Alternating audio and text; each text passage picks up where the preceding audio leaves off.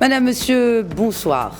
Comme chaque année, le discours de Sa Majesté le Roi Mohammed VI à l'occasion de la célébration de la Marche verte est très attendu. Il est davantage au 45e anniversaire de celle-ci. Et pour cause, la dernière résolution 2548 adoptée par le Conseil de sécurité le 30 octobre dernier est porteuse de plusieurs signaux clairs, fermes et surtout constant. Dans le discours prononcé ce soir, le souverain a rappelé les leçons de patriotisme et de mobilisation de toute une nation derrière son roi et aussi l'appui international à l'initiative marocaine pour la résolution de ce différend et notamment les efforts de l'ONU via son secrétaire général et le Conseil de sécurité.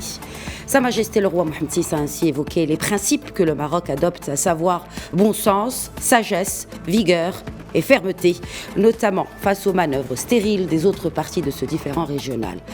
L'autre aspect majeur dans ce discours ce soir, le développement des provinces du Sud et l'investissement du Maroc dans le rayonnement socio-économique de celles-ci. Le souverain a rappelé l'importance de la délimitation de son espace maritime, de l'espace maritime marocain, dans l'essor socio-économique de la région. Pour analyser le discours prononcé ce soir par Sa Majesté le Roi Mohammed VI à l'occasion donc de ce 45e anniversaire de la Marche verte, avec nous par satellite, professeur Abdelatif Komat, doyen de la faculté des sciences économiques, juridiques et sociales à l'université Hassan II de Casablanca. Également avec nous par satellite Naïm Kamal, bonsoir, directeur de publication du Quid.ma. Bonsoir Naïm Kamal. Bonsoir. Et depuis Rabat, Driss Essaoui, analyste politique. Bonsoir Driss Essaoui et bienvenue à vous trois, messieurs. Merci. Et on commence, avant d'établir le contact avec nos invités, avec un premier extrait du discours du souverain à l'occasion de ce 45e anniversaire de la Marche verte, et notamment dans ce qui revient comme cette mise en avant du souverain de l'initiative marocaine d'autonomie sur la scène internationale et l'appui de celle-ci, de cette initiative. Regardez. La Marche verte ne représente pas seulement un événement national majeur et une étape saillante dans le processus de parachèvement de notre intégrité territoriale. Elle incarne également une dynamique dont l'esprit se perpétue et se renouvelle à travers l'action menée pour consolider la marocanité du Sahara sur la scène internationale et pour ériger le Sahara en force motrice du développement régional et continental. À cet égard, les dernières années ont connu des développements tangibles et ce à plusieurs niveaux. Au niveau des Nations Unies, les approches et les thèses dépassées et irréalistes ont été définitivement anéanties lors de l'adoption des dernières résolutions du Conseil de sécurité. Ces récentes résolutions ont également confirmé la participation effective des vraies parties concernées par ce conflit régional et elles ont consacré l'irréversibilité de la solution politique, réaliste et consensuelle. Cette orientation s'accorde avec l'esprit de l'initiative d'autonomie marocaine, soutenue par le Conseil de sécurité et les grandes puissances comme l'unique option logique pour régler ce conflit. Au niveau de l'Union africaine, grâce au retour du Maroc au sein de sa famille africaine, l'organisation a clos avec succès le chapitre des manœuvres incessantes dont elle fut victime des années durant. Je m'adresserai d'abord au professeur Abdelatif Komat. Quels sont les points qui vous ont le plus marqué dans ce discours prononcé il y a quelques instants par le souverain?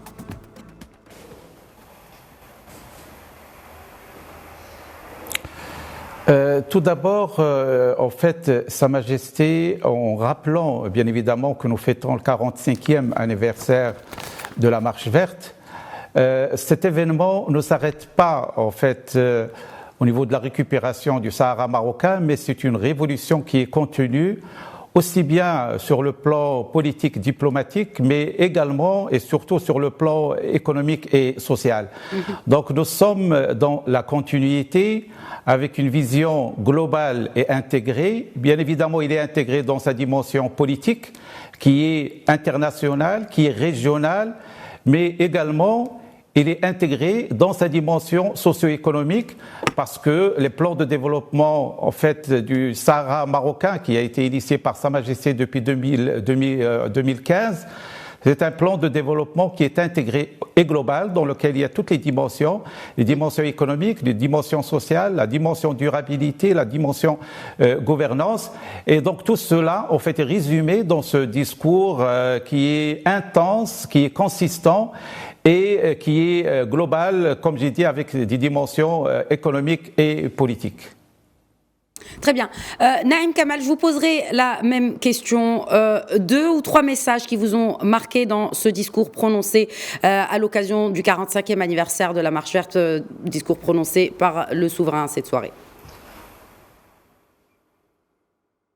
Tout simplement, d'abord, je voudrais dire que c'est un discours, plutôt un état des lieux, comme d'habitude, concis et édifiant sur l'évolution du dossier au niveau des instances internationales, que ce soit le Conseil de sécurité de l'ONU ou l'ONU lui-même, enfin elle-même, ou l'Union africaine. Ce que je retiens dans le passage que vous avez passé, puisque vous voulez qu'on procède ainsi, c'est que d'abord, il fait le constat de l'anéantissement des thèses qui ont prévalu pendant longtemps sur le référendum d'autodétermination, sur la non-efficience de la proposition marocaine sur l'autonomie. Et le roi l'a dit clairement, c'est l'anéantissement de ces thèses. Et on le sait que depuis 2018, on est en présence d'une évolution assez notable qui veut que la solution pragmatique, politique, on va peut-être y revenir tout au long de l'émission, et surtout le compromis et le consensus sur la base d'une proposition qui est jugée par le Conseil de sécurité et par beaucoup de partenaires du Maroc comme la seule voie possible, parce que c'est ça le pragmatisme de cette proposition, c'est de constituer la seule voie possible pour ce que d'ailleurs l'ONU et le Conseil de sécurité a toujours appelé de ses voeux une solution politique, consensuelle, et qui ne fasse ni vainqueur ni vaincu, mais qui préserve les intérêts du Maroc, qui préserve les avantages du Maroc, qui préserve l'intégrité territoriale du Maroc et son unité. Très bien. Driss Aissaoui, alors peut-être aussi ce qui vous a également marqué, n'est-ce pas, dans ce discours, Naïm Kamal parlait d'un état des lieux et ce chiffre évoqué par le souverain, notamment par rapport à cette question de soutien international à cette initiative d'autonomie marocaine, 163 pays représentant donc 85% des membres des Nations Unies qui ne reconnaissent pas l'entité factice. Driss Aissaoui. Vous savez, c'est un discours qui me rappelle beaucoup le discours que nous avons eu l'année dernière, le 6 novembre, qui était en fait un état des lieux profond de cette problématique. Quand il de la position d'Agadir par rapport à Tanger, par rapport aux provinces sahariennes, etc., quand il a fait cet appel au développement d'une stratégie de développement où l'on intègre tout cet espace-là, que les provinces sahariennes deviennent véritablement la tête de pont d'une stratégie de développement africaine de manière générale. Le discours que nous avons entendu est un discours qui est égal à lui-même, c'est-à-dire qui est court, concis, précis, mais très direct. Il y a des messages très directs qui ont été envoyés à ceux qui nous cherchent des problèmes, aux ennemis du Maroc, à ceux qui cherchent à retarder la marche de la machine, que finalement ce discours, c'est véritablement un discours prémonitoire pour ce qui va venir pour ce qui va être développé, parce que nous aurons le temps de développer avec toutes les représentations diplomatiques que nous avons aujourd'hui, 16 représentations au niveau de Dakhla et l'Ayoun. Nous sommes aujourd'hui à l'aube d'une phase que les ennemis de l'intégrité territoriale du Maroc n'ont jamais, que le Maroc a eu pas. Simplement parce que pour les Marocains, l'affaire du Sahara, c'est une affaire de haine. Très bien. Il semble que nous avons quelques petits problèmes de connexion avec vous, Driss Issaoui. Nous reviendrons à vous dès que ce petit souci technique sera réglé. Il s'agit certainement d'un souci de connexion, n'est-ce pas? Alors, bon, justement, Driss Issaoui évoquait cette résolution 2548 du Conseil de sécurité qui vient conforter la démarche du Maroc, qui s'appuie sur la légalité, bien sûr, internationale, la volonté de la population, la réalité, surtout sur le terrain, et la poursuite de la dynamique de développement. Alors parlons-en justement. Abdelatif Komat, notamment dans ce rapport d'Antonio Guterres, où il fait référence au tout nouveau port érigé près de Dakhla pour une enveloppe budgétaire de 7 milliards de dirhams dans le cadre de ce modèle de développement des provinces du Sud. Cette référence-là, selon vous, est-elle porteuse d'un message par rapport justement à ce développement de ces provinces du Sud?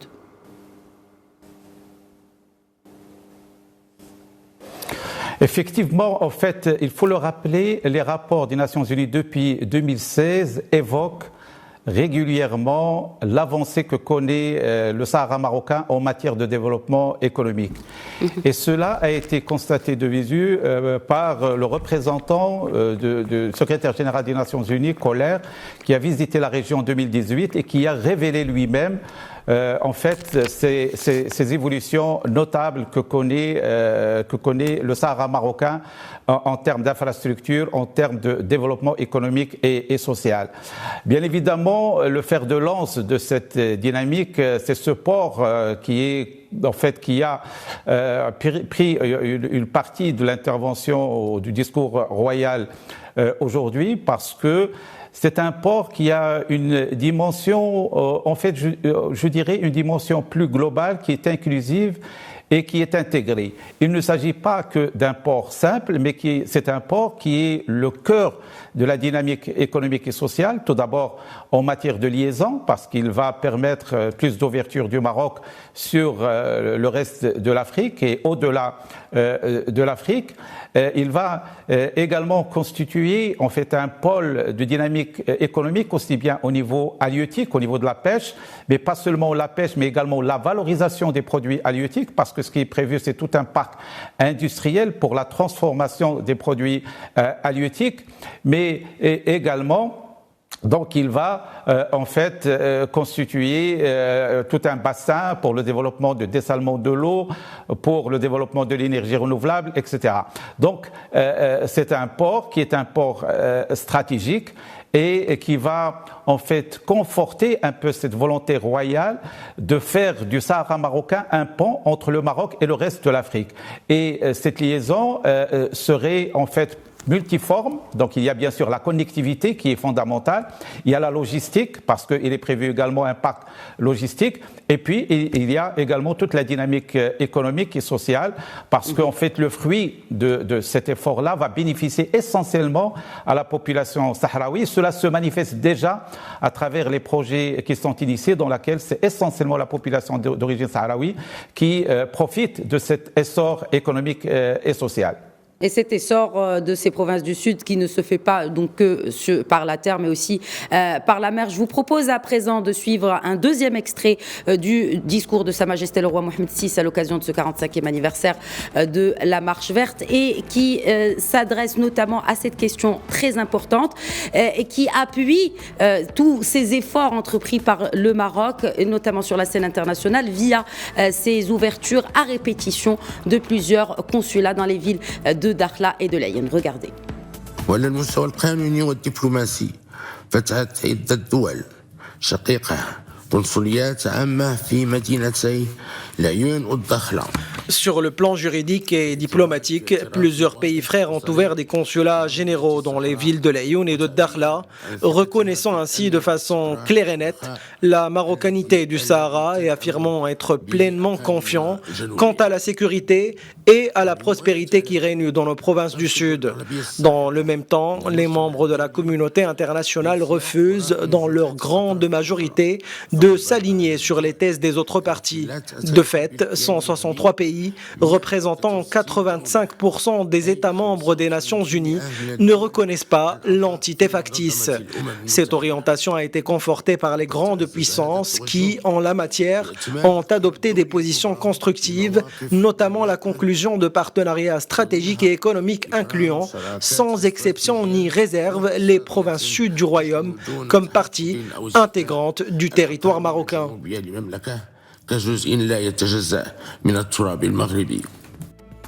Naïm Kabbal, le retour à l'Union africaine commence donc à porter ses fruits. Plusieurs représentations diplomatiques donc, qui ont ouvert des sièges, notamment à Laayoune et à Dakhla.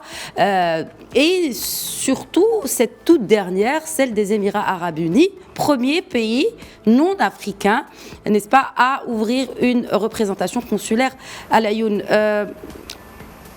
Naïm Kabbal, vous m'entendez ? Oui, je vous entends. Donc, ça y est, vous avez terminé cette votre représentation, question. Oui, bien sûr. Cette représentation émirati, que signifie cela ? Allez-y, je vous en prie. Je vais revenir à la représentation émirati. Attendez, je note pour ne pas l'oublier. Je vais revenir à cette représentation, mais je voudrais auparavant reprendre un peu ce que vous avez dit dans votre question. C'est d'avoir noté que le retour de l'Union africaine a commencé à porter ses fruits et dans les produits concrets seraient, ou plutôt 100, ces 15 consulats, aujourd'hui 16 avec les Émirats arabes unis, qui ont ouvert à Dakhla et à Laayoune, je crois 8-7 entre l'un et l'autre. Mais je dirais, c'est pas seulement le retour du Maroc à l'UA qui porte ce fruit. C'est toute la diplomatie royale vis-à-vis de l'Afrique qui a commencé très tôt, bien avant le retour de à l'Union africaine, avec une détermination qui a conduit le roi à sillonner les pays africains. Je crois qu'il a effectué plus d'une trentaine de visites. Le Maroc a conclu plus d'une trentaine d'accords. Et c'est dans cette foulée, il faut se rappeler que les amis africains du Maroc disent oui, nous sommes avec vous, mais seulement vous n'êtes pas là, vous n'êtes pas l'Union africaine. Et quand on veut prendre la parole, vous savez, les absents ont toujours tort. Et c'est là que le Maroc a décidé de réintégrer l'Union africaine pour couronner tout un processus auquel il a été invité par ses pairs africains. Donc, ces consulats, c'est le début de la moisson, de la récolte, de toute une offensive diplomatique qui a intéressé le volet, bien sûr, politique, le purement diplomatique, mais également la diplomatie essentiellement économique. On sait qu'il s'est fondé sur la coopération sud-sud qui a été développée par le souverain dans son discours en Côte d'Ivoire. Je ne me rappelle plus l'année, mais c'était il y a déjà 7 ou 8 ans que ce discours a été fait. Donc c'est vrai, il y a cet engouement sur cette région qui promet, parce que il ne faut pas imaginer que nos amis africains viennent justement seulement pour les beaux yeux du Maroc, ils viennent également pour faire des affaires, ils viennent également pour fructifier de la coopération, et c'est là le gagnant-gagnant que le roi avait offert aux partenaires africains, qui fait qu'aujourd'hui, ils sont prêts d'y aller. Maintenant, pour revenir aux Émirats arabes unis, c'est quelque chose de très important qui s'est produit. Parce que, je vais faire un peu d'histoire. En 1974, un sommet arabe s'est tenu à Rabat, sous la présidence de Feu Hassan II. Et en ce moment-là, Wali Boumedienne, le père de l'Algérie que nous connaissons, en quelque sorte, celui qui a usurpé la révolution algérienne avec son armée des frontières qui se trouvait malheureusement en territoire marocain Oujda, avait officiellement déclaré qu'il soutenait la récupération du Sahara par le Maroc, dès lors que le Maroc s'entendait avec la Mauritanie, ce que Hassan II s'est empressé de faire. Mais il y a eu un retournement de situation. Et puis on connaît, après tout ça, il y a eu tout ce qu'on sait depuis 45 ans. On ne va pas refaire le film, mais on n'a pas vu les pays arabes rappeler à l'Algérie, à Ouari Boumedienne, à ses successeurs, leur engagement devant les pères arabes, devant les chefs d'État arabes, devant les rois arabes, devant les présidents arabes. Et ils sont restés, on va essayer d'observer, soi-disant, une certaine équidistance entre les deux parties, de manière à ce qu'on puisse intervenir, sachant qu'il y avait des pays, notamment les monarchies du Golfe, qui, d'une manière ou d'une autre, apportaient un peu plus de soutien à la récupération du Sahara par le Maroc. Et maintenant, c'est la première maille qui vient de s'ouvrir. Les Émirats arabes unis ont franchi le pas.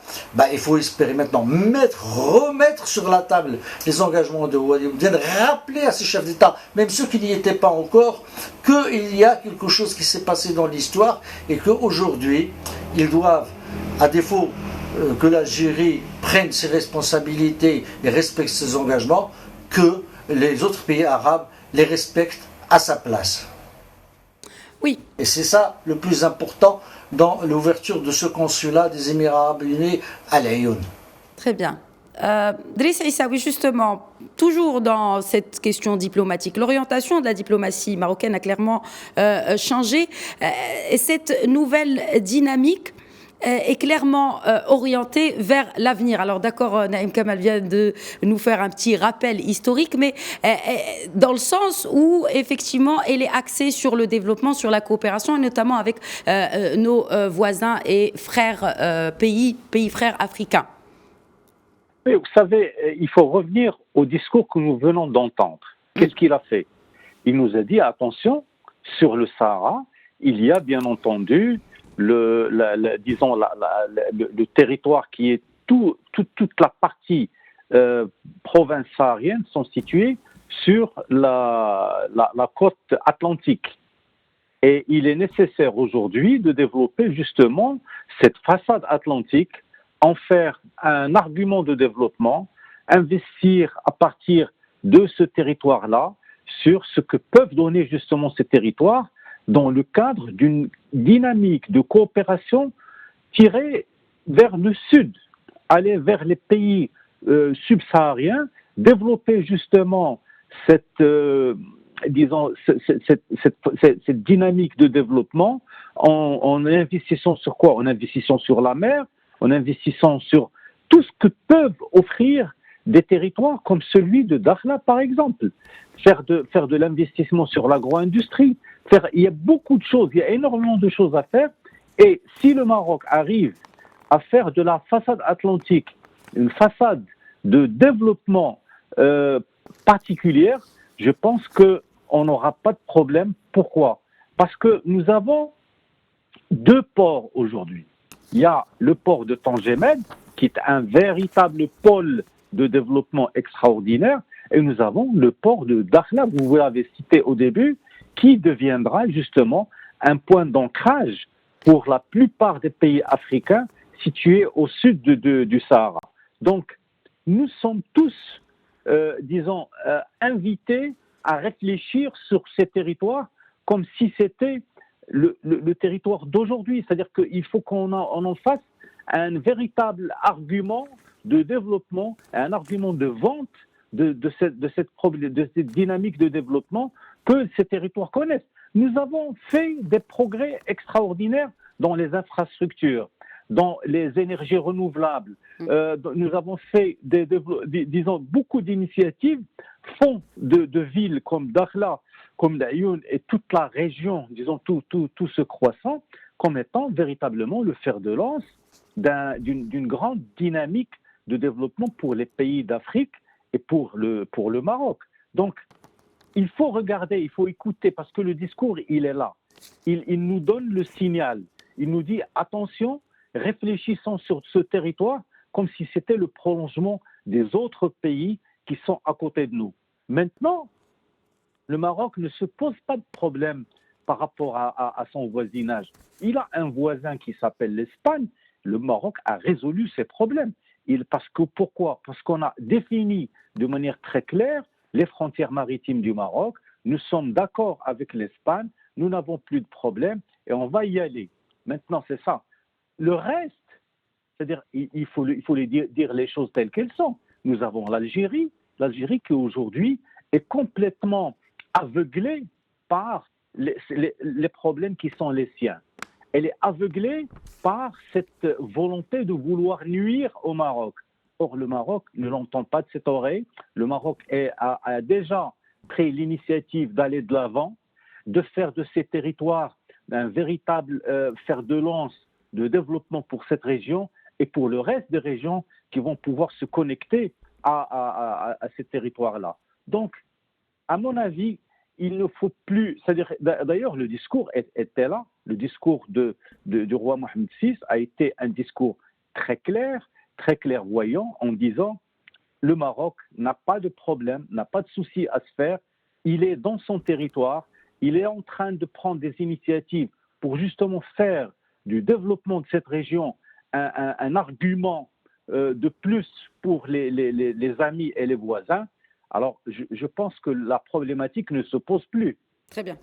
Oui, alors justement, vous avez évoqué ce point de dialogue. D'ailleurs, le souverain aujourd'hui, dans son discours, a rappelé l'importance du dialogue et notamment du dialogue avec les Nations Unies, avec le secrétaire général des Nations Unies, Antonio Guterres. Sa Majesté le roi Mohamed VI a donc insisté sur cette importance du dialogue sur la scène internationale pour justement porter cette initiative marocaine d'autonomie. Je vous propose de regarder cet extrait justement par rapport à cela et nous reviendrons à la conversation. واستنادا إلى هذه المكتسبات يؤكد المغرب التزامه الصادق. Partant de ces acquis, le Maroc réaffirme son engagement sincère à collaborer avec son Excellence, le secrétaire général des Nations Unies, dans le cadre du respect des résolutions du Conseil de sécurité, en vue de parvenir à une solution définitive sur la base de l'initiative d'autonomie. De plus, le Maroc restera ferme sur ses positions et ne se laissera nullement fléchir par les provocations stériles et les manœuvres désespérées des autres parties. D'ailleurs, force est de constater que le déclin consommé de leur thèse surannée les a précipités dans le scénario typique d'une fuite en avant. À cet égard, nous réitérons notre rejet catégorique des agissements inacceptables par lesquels on cherche à entraver la fluidité du trafic entre le Maroc et la Mauritanie, à altérer le statut juridique et historique qui prévaut à l'est du mur de sécurité, ou encore à se livrer à une exploitation illégitime des ressources de la région. Le Maroc, fidèle à lui-même, ne se départira pas du bon sens et de la sagesse dont il a coutume. En revanche, c'est avec la dernière vigueur et la plus grande fermeté qu'il s'opposera aux abus cherchant à porter atteinte à la sécurité et à la stabilité de ces provinces du Sud. D'un autre côté, nous sommes persuadés que les Nations Unies et la MINURSO continueront à remplir leurs devoirs en veillant à préserver le cessez-le-feu dans la zone. في حماية وقف إطلاق النار بالمنطقة. En tout cas, le message est clair. Abdelatif Komad, justement, par rapport à ce message-là et ces termes de manœuvre désespérée, les termes choisis justement par le souverain dans son discours sont assez clairs et sans équivoque par rapport à la position du Maroc, d'être prêt au dialogue, mais aussi de répondre à ce genre de manœuvre stérile et désespérée.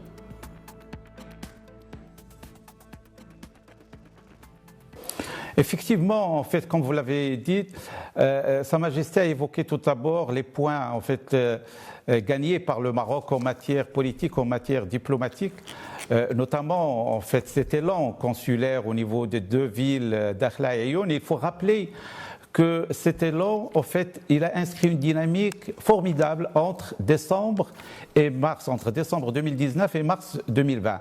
En fait, une dizaine de consulats ont été ouverts en 4-5 mois, et ce n'est le Covid qui a en fait freiné cette dynamique. Certainement, aujourd'hui, on serait avec un nombre encore plus important. La preuve, c'est que les choses ont commencé à se dénouer il y a 2-3 semaines, et on a vu cet élan qui a repris avec une partie, bien évidemment, d'ouverture par des pays africains, mais également les Émirats arabes unis, comme cela a été souligné par les amis.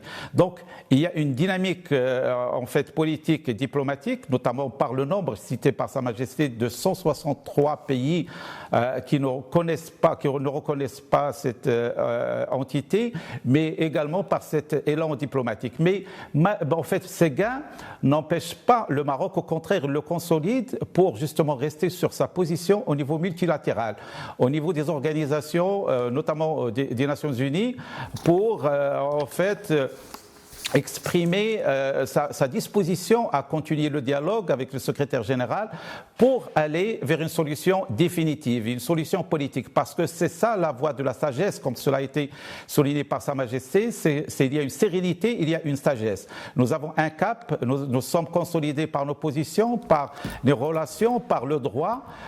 Donc, bien évidemment, nous avons des points, mais nous restons en fait liés à une solution dont le cadre des organisations internationales.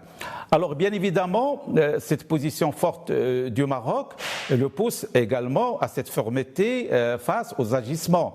Parce que autant l'autre partie, lorsqu'il voit que le Maroc essaye, en fait, essaye mais gagne des points, il y a une certaine nervosité qui la pousse à des agissements, je dirais, de provocation que le Maroc en fait n'est pas justement disposé à descendre à un niveau très bas. Il reste en fait lié à sa position politique, à sa position diplomatique, à sa position juridique.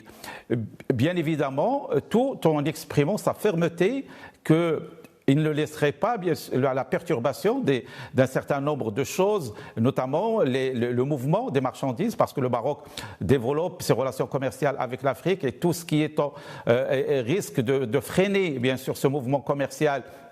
Bien sûr, le Maroc va s'y attaquer, mais également des autres manœuvres que nous avons en fait observées ces derniers temps. Là, le Maroc, bien sûr, exprime sa fermeté et sa disposition à défendre ses intérêts.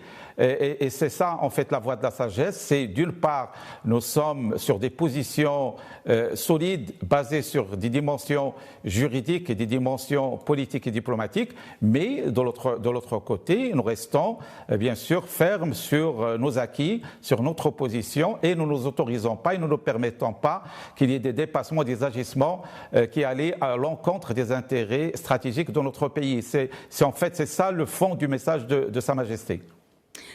Très bien. Alors, il y a aussi cette question, puisque on évoque le dialogue, Naïm Kamal, c'est par rapport aux voisins, et notamment espagnols, vous l'avez évoqué tout à l'heure, mais je voudrais qu'on revienne dessus, et notamment par rapport à cette question des eaux territoriales, à la délimitation de l'espace maritime. Donc, clairement, ici, il est question de droit, bien sûr, maritime, mais aussi de bon voisinage, et notamment avec l'Espagne.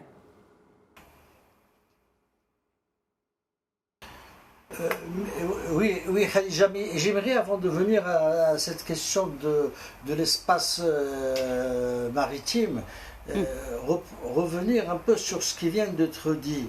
Il ne faudrait pas oublier qu'aujourd'hui, le Maroc est en présence d'une tentative de déménagement. Je m'explique.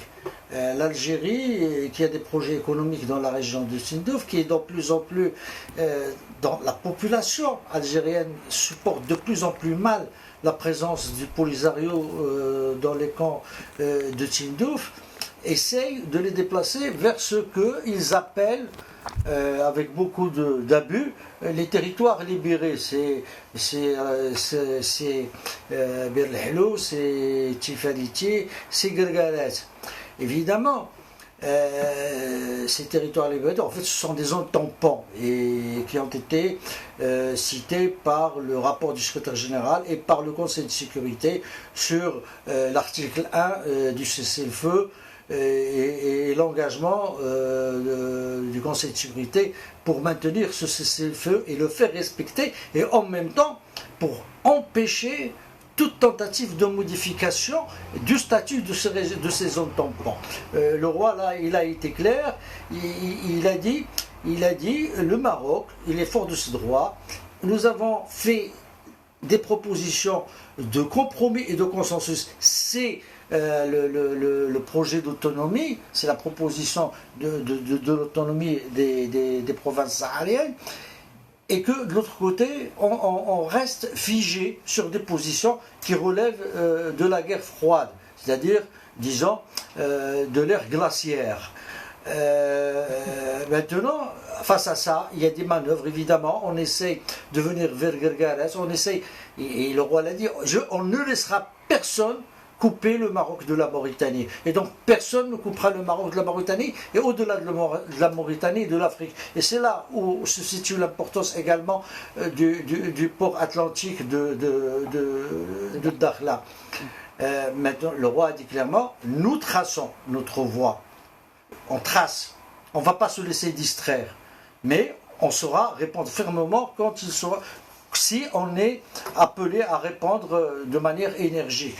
Maintenant, pour revenir à votre question, Khadija, c'est que le Maroc, je crois, il y a à peu près maintenant pratiquement 18 mois, 2 années, il a délimité ces zones d'exploitation maritime. On sait de quoi il retourne, on sait ce dont il s'agit. Et on avait reçu, le Maroc a reçu la ministre des Affaires étrangères d'Espagne, et il y a eu un accord sur, d'abord, permettre l'exploitation. Et le roi, il a dit, il va falloir qu'on pense au développement, il faut qu'on aille dans le sens de l'exploitation des ressources qui existent dans ces eaux, mais que on va privilégier la concertation de manière à ce que là où il y a interférence, où il y a confluence d'intérêts divergents, on va les résoudre, comme on a toujours tout résolu avec l'Espagne en définitive.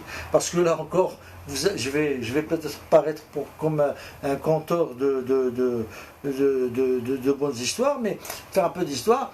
Vous savez, même pour la récupération du Sahara, on a toujours été avec l'Espagne dans un jeu très subtil, où il y a l'amitié, il y a la coopération, il y a l'adversité, il y a la confrontation, il y a beaucoup de choses qui se mettent, et on l'a vu dans la marche verte elle-même, puisqu'on célèbre son anniversaire aujourd'hui, et comment la marche verte a été une pression douce pour amener l'Espagne à négocier la récupération des territoires marocains par la voie de la concertation.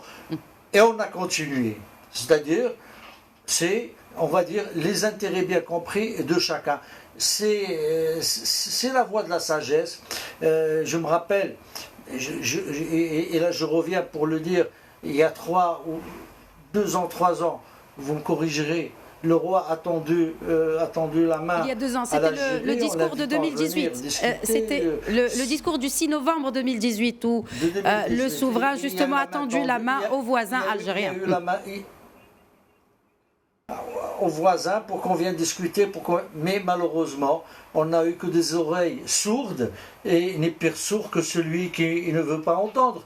Donc on va pas s'amuser à attendre un jour que l'Algérie, enfin le pouvoir algérien, pas l'Algérie, parce que l'Algérie s'est réveillée, que le pouvoir algérien se réveille et dise, il y a quelque chose qui nous dépasse et qui dépasse toutes ces contingences que nous sommes en train de devenir, c'est l'avenir de nos peuples, de notre région, et que nous pouvons faire ça dans la coopération.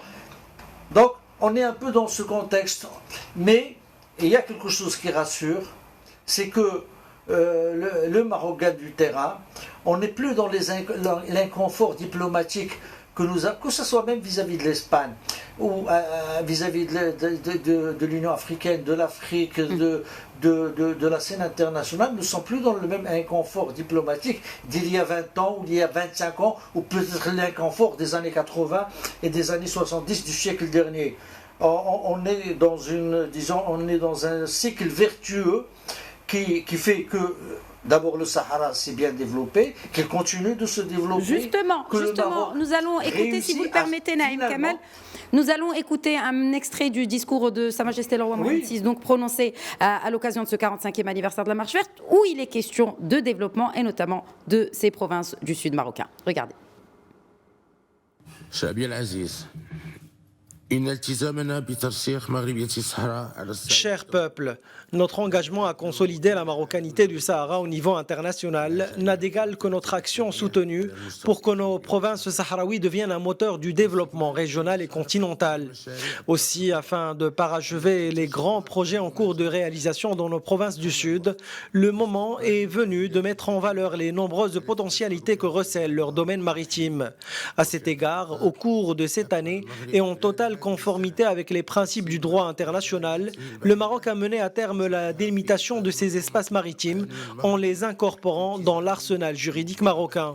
En outre, le Maroc poursuivra avec constance le dialogue engagé avec notre voisin l'Espagne au sujet des zones de chevauchement des eaux territoriales des deux pays amis. Ce dialogue s'inscrira dans le cadre du droit de la mer et respectera le partenariat qui les unit, loin de toute volonté unilatérale d'imposer le fait accompli. Driss Aissaoui, pourquoi selon vous justement cette étape de délimitation des frontières sous souveraineté marocaine est nécessaire pour consolider le plan de développement socio-économique de la région? Vous savez, quand on parle de développement, cela veut dire des investissements lourds, cela veut dire des engagements d'investisseurs, des engagements très sérieux où vous devez connaître où se situe votre territoire maritime, où il se termine, et il fallait le faire. Alors, si vous êtes en très mauvais termes avec votre voisin et que vous ne pouvez pas justement faire valoir vos droits sur ce territoire, comment voulez-vous négocier? Comment voulez-vous donner des autorisations d'exploitation de quoi que ce soit? Aujourd'hui, nous sommes heureux d'avoir pu justement faire cette délimitation des eaux territoriales et que on peut très bien demain commencer à faire une exploitation naturelle, normale, des investissements qui vont avoir lieu sur ces territoires-là. Parce qu'on ne peut pas parler de dire je vais faire telle industrie, telle activité sur ce territoire alors que vous n'êtes même pas sûr que ce territoire vous appartient. Et le Maroc, il fallait qu'il le fasse, et aujourd'hui c'est fait. Et c'est tant mieux pour nous, tant mieux pour nos prochains et tous les pays qui vont vouloir aller sur cette dynamique-là. Et ils sont nombreux. Vous avez dit qu'on a quelque chose comme 16 consulats. C'est extraordinaire. C'est une force de frappe extraordinaire dont le Maroc s'est doté. Parce que quand vous avez un consulat général des Émirats Arabes Unis, on oublie qu'avec les Émirats Arabes Unis que nous avons pu développer Tangemed. C'est avec eux qu'on a pris justement toutes les solutions qui nous ont permis d'aller de l'avant et de dire voilà, nous sommes c'est-à-dire nous sommes sur une approche différente qui s'intéresse au pays d'ancrage du port et de ce qui est dans l'arrière-pays du port et comment on peut le développer, comment justement on peut atteindre une dimension internationale en matière maritime. Et je pense qu'avec les Émirats, il y a des choses à prendre, il y a beaucoup de choses à faire et eux-mêmes, quand leurs investisseurs viendront dans les villes de Lyoun, de Dakhla et les autres villes, ils verront très très bien qu'il y a des opportunités qui ne demandent qu'à être saisies et que le développement avec ces pays-là ne peut se faire qu'à travers ce territoire, qu'à travers les personnes.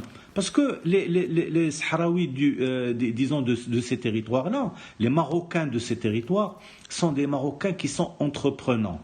C'est des gens qui ont de l'initiative. Ils sont capables de créer de nouvelles opportunités que d'autres investisseurs ne peuvent pas faire. Et c'est pour cela qu'il faut véritablement être sûr que votre territoire vous appartient, que vous êtes sur une dynamique de développement qui va vous permettre d'aller le plus loin possible. Et aujourd'hui, avec les Espagnols, le problème n'est pas du tout posé.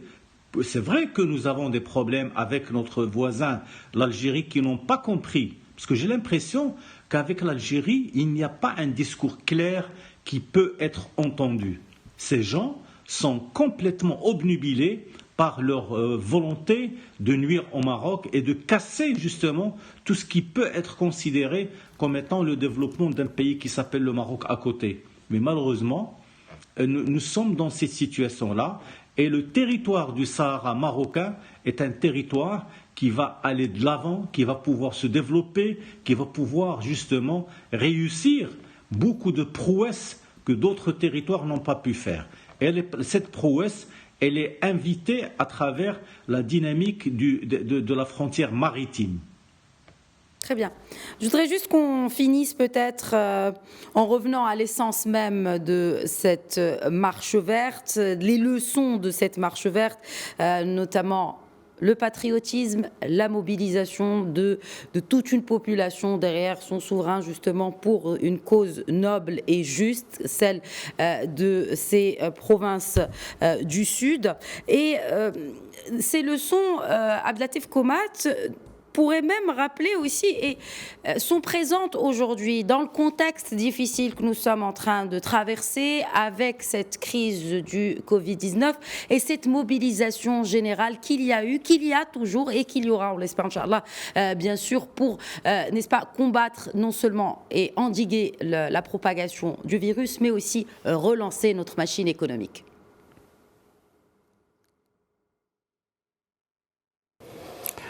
Effectivement, en fait, ce qui est relevé, c'est que le Maroc, comme ailleurs, connaît des difficultés, mais cela, en fait, ne le perturbe pas par rapport à ses objectifs stratégiques. Nous l'avons remarqué lors des derniers discours de Sa Majesté, en rappelant un peu aux citoyens la nécessité, bien évidemment, d'être prudents, mais en inscrivant toujours les projets sur le moyen et long terme comme des objectifs stratégiques.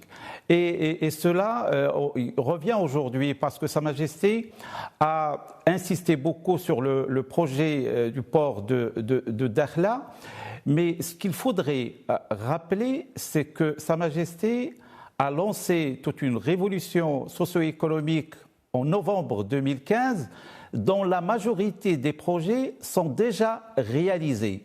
Aujourd'hui, la liaison routière entre Tiznit et Dakhla, elle est à l'étape finale, plus de 1055 km. Le projet de valorisation du phosphate avec un objectif, un budget de 16 milliards de dirhams est également en cours de réalisation. Et en fait, tout ce qui est agriculture, notamment l'agriculture solidaire, la valorisation des produits agricoles est en cours. Et le port, il est venu en fait en aval pour justement s'inscrire dans cette dynamique globale et intégrée.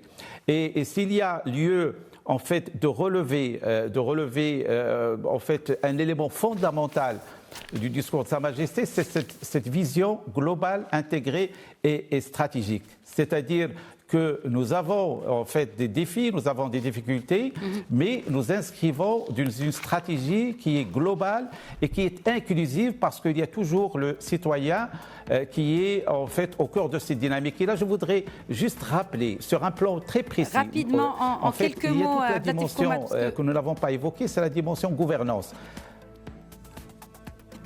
Rapidement, pour dire, à titre d'exemple, parce qu'il y a tout le nœud de cette dynamique, c'est l'aspect gouvernance. Et aujourd'hui, les régions du Sud, ils sont déjà très avancés en matière de gouvernance, qui est le socle de l'autonomie. Vous savez que parmi les rares régions qui aujourd'hui disposent d'un plan de développement régional, des AREP, des agences régionales d'exécution de projets, et qui ont les contrats programmes signés par l'État et qui ont le schéma en fait régional d'aménagement du territoire adopté, la région de Dakhla par exemple, qui est parmi les deux régions les plus avancées en matière d'adoption de toute la structure de gouvernance. Très important à rappeler. Merci beaucoup en tout cas de l'avoir rappelé, Abdelatif Komat. Je réitère mes remerciements également à nos deux autres invités, Naïm Kamal et Idriss Issaoui, qui ont donc été avec nous pour commenter, analyser ce discours prononcé par Sa Majesté le Roi Mohammed VI à l'occasion du 45e anniversaire de la Marche Verte. Merci à tous de nous avoir suivis. Très bonne soirée à tous.